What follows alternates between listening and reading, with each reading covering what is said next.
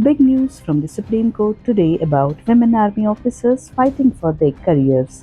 69 Short Service Commission officers led by Colonel Geeta Sharma are challenging the government's refusal to grant them permanent commission, which would let them serve longer and advance in the army. The court, headed by Justice Surya Kant and N. Koteshwar Singh, has ordered the government not to release these officers from service until the next hearing in August.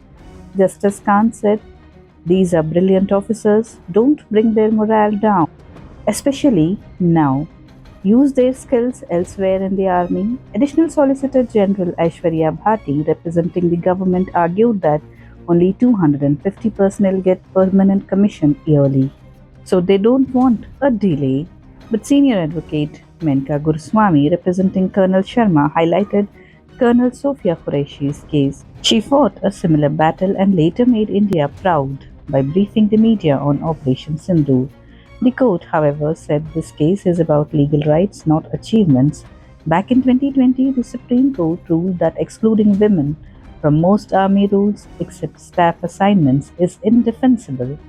Barring them from command roles or permanent commission without reason violates their rights. This is a huge moment for these officers. We'll keep you posted after the August hearing. Stay tuned and thanks for watching Salar Digital.